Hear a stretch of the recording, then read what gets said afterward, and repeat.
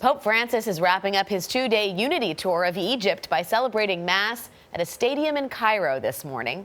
The Pontiff has been reaching out to Muslims and the Coptic Christian community following the recent attacks on two of its churches. Security has remained a major concern. Seth Doane has more from Rome. Seth, good morning.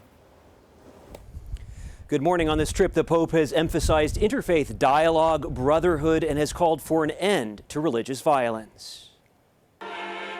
Despite security risks, the Pontiff drove in an open Pope-mobile this morning before Mass in a stadium. And he stopped to hug kids dressed up as ancient Egyptians.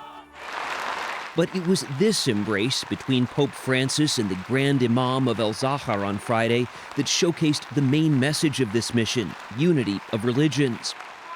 At Al-Azhar, considered an important center of learning in Sunni Islam, the Pope spoke out against the barbarity of religious extremism.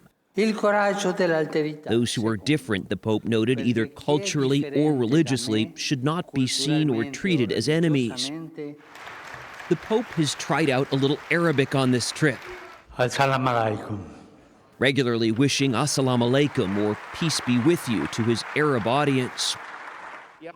Threats of violence are clear in the heavy security that has accompanied Pope Francis on each stop of his 27-hour journey. The trip comes after a series of attacks on Egypt's Christian minority, including twin church bombings on Palm Sunday, which killed 45 people. ISIS claimed responsibility. The Pope also prayed at a cathedral where 29 people were killed in December in a suicide bombing.